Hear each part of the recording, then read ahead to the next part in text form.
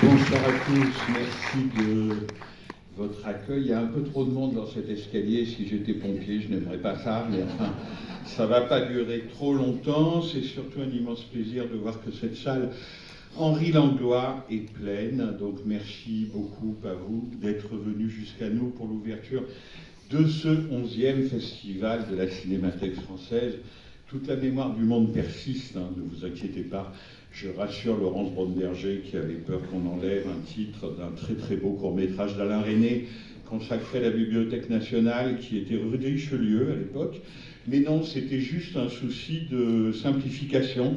C'est le festival de la Cinémathèque, ça signifie simplement que c'est un autre rythme que d'habitude. Vous avez l'habitude de nos hommages, de nos monographies. Et bien là, ça va beaucoup plus vite, ça dure 5 jours, et parfois il y a un seul film pour représenter un cinéaste, mais c'est juste une temporalité différente. Donc bienvenue à ce festival. Remerciements d'abord évidemment à toutes les équipes de la Cinémathèque qui l'ont organisé depuis maintenant un an, ou un peu moins d'un an. Donc évidemment Jean-François Roger, le directeur de la programmation et du festival, et Pauline de Raymond, applaudissez-la aussi, la programmatrice.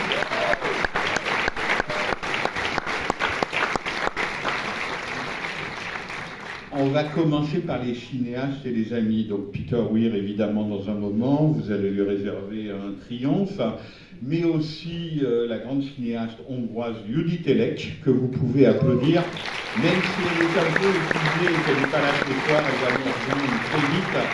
Et puis une cinéaste américaine, Nancy Savoca. Alors je crois qu'elle est là, elle, dans la salle. En tout cas, hi, Nancy. Cinéaste indépendante américaine qui connaît très bien un cinéaste comme John Sayles, par exemple, à qui nous avons rendu hommage à la Cinémathèque française. Et puis, évidemment, parce que c'est une programmation importante, notre confrère de UCLA, qui est venu de Californie avec une masse de films. Il est le conservateur du film à UCLA. Il s'appelle Todd Wiener, et lui, je l'ai vu voilà. On s'était rencontrés à Mexico, mais j'étais dans un tel état de jet lag que je n'étais pas sûr de m'en souvenir. Donc d'abord les amis, évidemment les salles partenaires du festival, la Filmothèque du Quartier Latin, j'ai croisé Jean-Max Cause par là, le Reflet Médicis, le Cécile Cinéma Club, les écoles Cinéma Club, le Vincennes, la Fondation Jérôme Sédou-Pathé, l'Alcazar à Asnières et l'Archipel. Donc il y aura des films du festival dans tous ces endroits, dans toutes ces salles, et nous en sommes très heureux. Et puis alors naturellement les partenaires, commençons par nos tutelles qui sont d'un soutien indéfectible, le ministère de la Culture, le CNC, les grands mécènes de la Cinémathèque française, Chanel, je salue dans la salle, et elle, je l'ai vue, Elsa Eisman, je ne sais pas où est-ce qu'elle est, mais en tout cas, salut Elsa et merci infiniment du soutien renouvelé de Chanel, Netflix, la Fondation Gann pour le cinéma, Dominique Hoff, je l'ai vu aussi, elle est par là, donc salut Dominique. La Warner, alors eux ils sont deux et je les ai vus.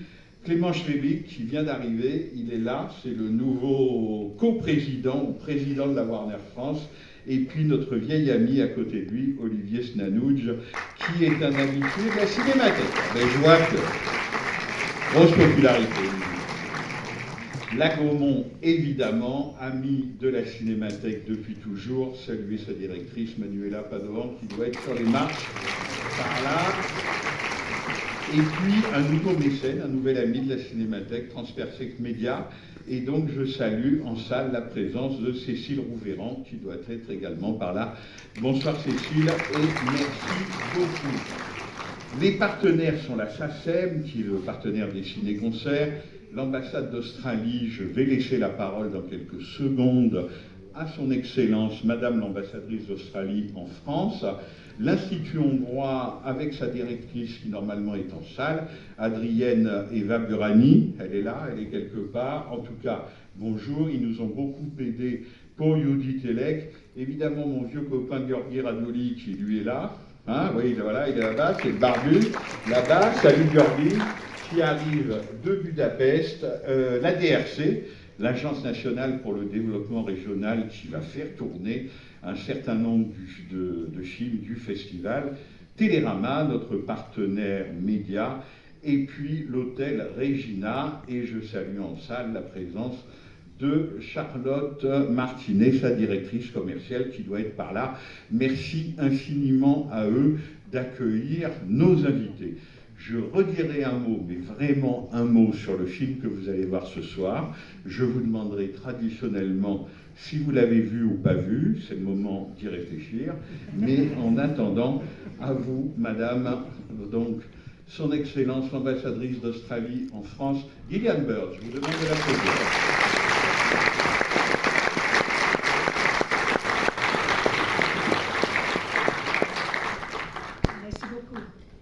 Monsieur Costa-Gavras, président de la Cinémathèque française, Monsieur Frédéric Bonneau, président directeur général, Monsieur Jean-François Roger, directeur de la programmation, Monsieur Peter Weir, qu'on ne présente plus, chers cinéphiles. Je suis absolument ravie d'assister à cette séance d'ouverture de la rétrospective de l'œuvre du célèbre cinéaste australien Peter Weir. Et d'autant plus ravie que le film d'ouverture soit Picnic at Hanging Rock. Je me souviens très clairement du moment de sa sortie au cinéma en Australie en 1975. Cela ne me rajeunit pas, mais j'avais à peu près le même âge de Miranda, derrière moi sur l'écran, et ses amis au collège de Madame Appleyard. Certaines parties de ce film ont été tournées à Adelaide, ma ville natale, et les représentations du bush australien, qui rappellent les œuvres des grandes peintres australiennes Tom Roberts et Arthur Streeton, sont autant d'images avec lesquelles j'ai grandi. C'est un film envoûtant qui est resté dans ma mémoire depuis lors, et j'ai vraiment hâte de le revoir ce soir avec vous tous. Les premiers films de Peter Weir définissent pour beaucoup d'entre nous l'Australie de notre jeunesse, sa voix, ses couleurs et son histoire. Et nous avons suivi son admirable parcours cinématographique au cours des décennies, avec des films mondialement connus, tels The Truman Show, Dead Poets Society et Witness, que vous aurez le plaisir de découvrir ou redécouvrir au cours de cette rétrospective. Je souhaiterais remercier M. Costa-Gavras et toute l'équipe de la Cinémathèque pour cette rétrospective bien méritée. Je les remercie également d'avoir honoré le cinéma australien, non pas une ni deux, mais 3 fois depuis mon arrivée à Paris. Cela a commencé par la série Ozploitation, avec le premier long-métrage de Peter Weir, The Cars That Ate Paris, suivi d'une rétrospective de l'un de ses amis et contemporains de Peter, Philip Noyce, et maintenant Peter Weir lui-même. L'importance accordée au cinéma australien par la Cinémathèque française reflète le rôle primordial que joue le cinéma dans nos deux pays. Et quel meilleur moyen de découvrir un pays qu'à travers sa cinématographie. Et quel meilleur ambassadeur du cinéma australien que Peter Weir. Cette semaine sera un vrai régal pour tous ceux qui aiment le cinéma. Un grand merci de nouveau à la Cinémathèque pour son travail remarquable, à Peter Weir d'être venu nous présenter ses films et à vous tous pour votre soutien et votre amour du cinéma. Merci beaucoup. Merci infiniment, Madame la Présidente. Merci beaucoup, cher Gillian. D'être aussi fidèle et de nous permettre à chaque fois de montrer des films australiens à la Cinémathèque. Vraiment, un dernier mot, donc vous avez eu le temps de réfléchir. Qui n'a jamais vu Picnic à Hanging Rock? Qui l'a déjà vu? Ne sait pas? Bon, 2 tiers, 1 tiers. Ok. Alors, je vais reprendre juste quelques mots pour introduire le film, évidemment sans rien vous dévoiler, mais ce sont les propres mots de Peter Weir. Il a ouvert le festival tout à l'heure en montrant un film japonais de Teishi Gahara, La femme des sables, et il dit « L'ai-je vraiment vu ou l'ai-je rêvé ?» Même après des décennies, les recoins les plus profonds de la mémoire font soudainement ressurgir des images de ce film étrange et puissant.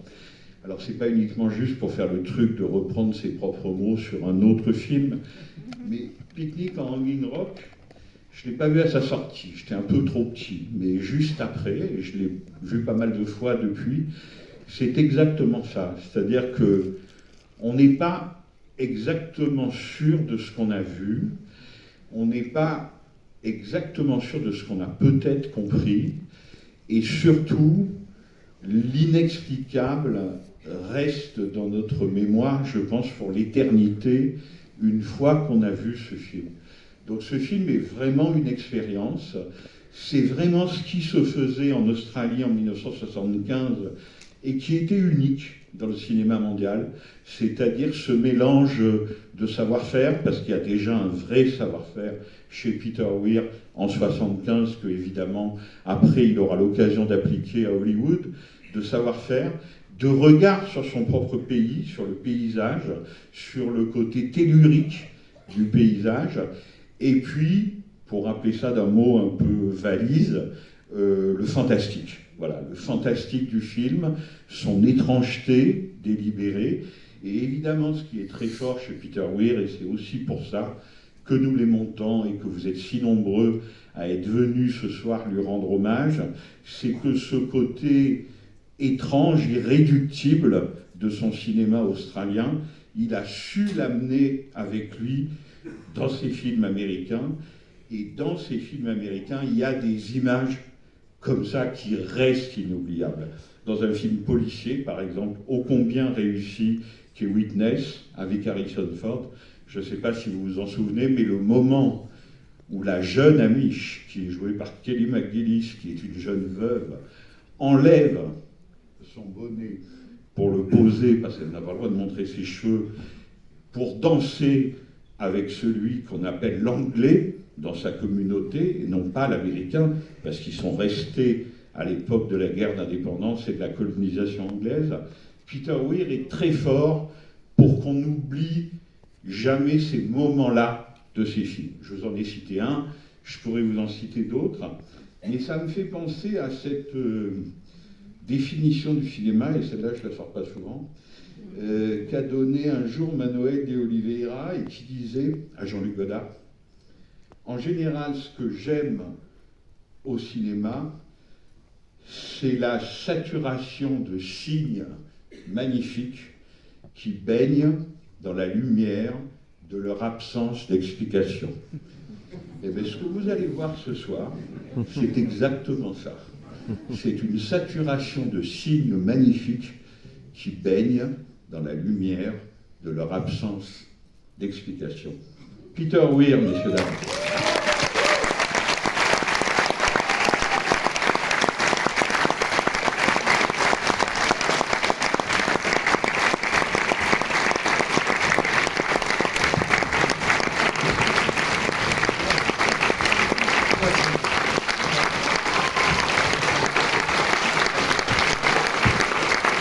Merci.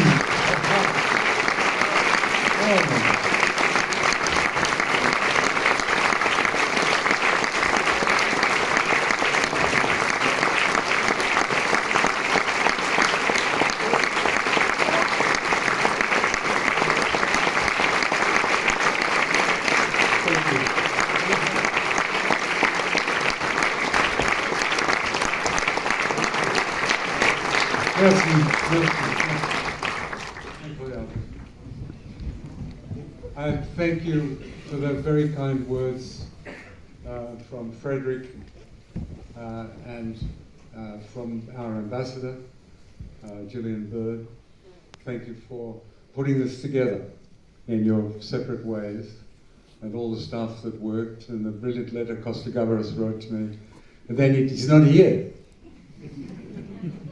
Merci beaucoup pour ces mots qui me touchent, les mots de Frédéric et de Madame l'ambassadrice, Gillian Bird.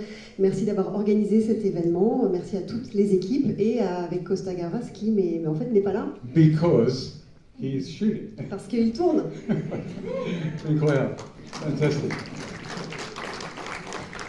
A few brief words. I was fortunate to be in the new wave of Australian filmmaking in the early 70s, late 60s, early 70s, and this film is a product of that period. J'ai eu la chance de faire partie de cette nouvelle vague du cinéma australien, dès la fin des années 60, début des années 70, et ce film en est un pur produit. Now I'd just like to say a few words about the author of the book, Joan Lindsay, no longer with us.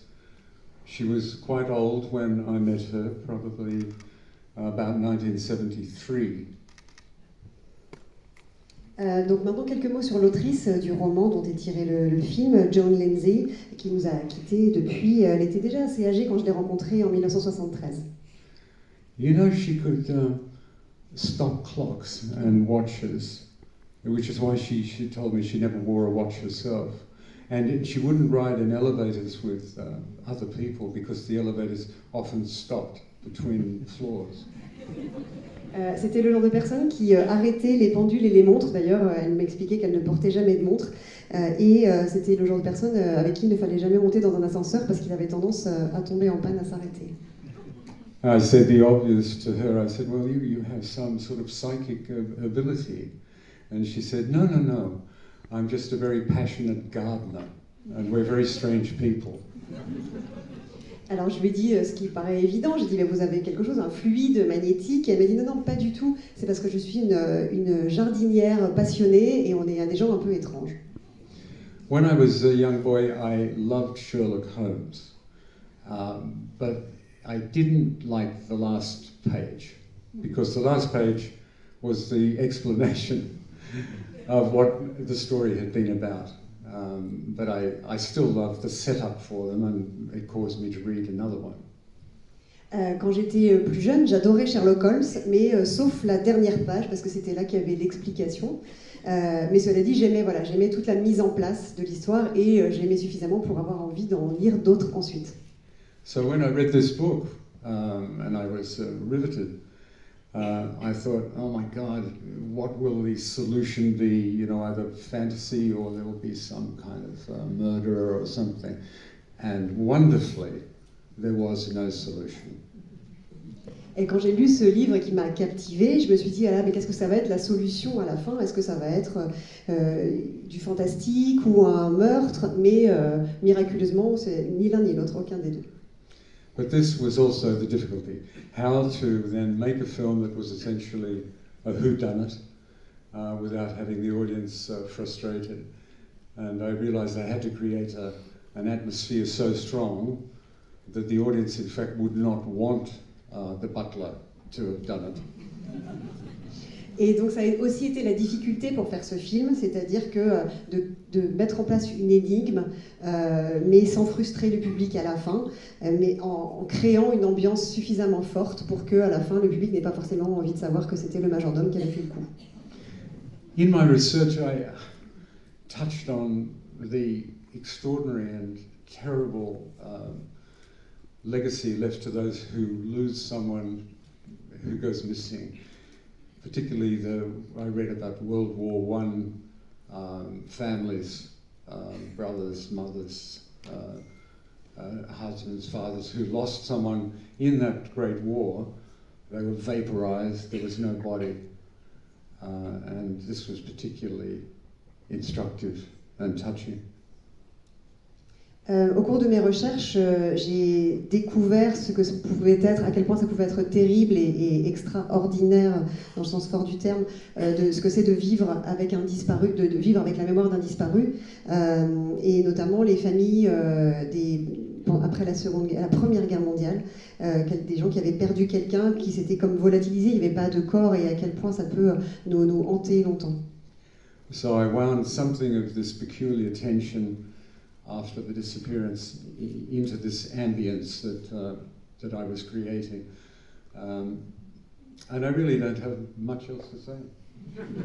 C'est quelque chose qui m'a beaucoup touchée, ces histoires et ce fait de vie, et j'ai eu envie d'injecter un peu de la tension de ce vécu-là dans mon film. Voilà, c'est à peu près tout ce que j'ai à dire sur le film. Except perhaps this, that I did go back to the Rock recently. And it's the only set that I've worked on in all these films that is exactly the same as the day we went there in 1975.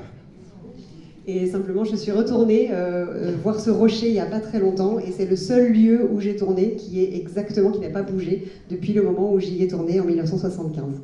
And of course, people have picnics there, schoolgirls go, and they go looking for Miranda, and they say, Miranda, Miranda. Il y a toujours des jeunes filles qui vont pique-niquer et qui se retrouvent partir à la recherche de Miranda en l'appelant. And the ranger there told me that in fact, Anne Lambert, who plays the key girl who disappears, Miranda, she's come back a couple of times just on her own to wander around the rock. Et le responsable du parc m'a expliqué que Anne Lambert, qui joue Miranda, la principale disparue dans le film, est déjà revenue quelques fois toute seule pour se promener dans le rocher. Thank you, Agnès. Thank you very much for coming. Merci beaucoup. On a une surprise pour vous. Peter, à partir de ce soir, vous aurez un siège à votre nom dans la grande salle de la Cinémathèque. Assis, vous aurez.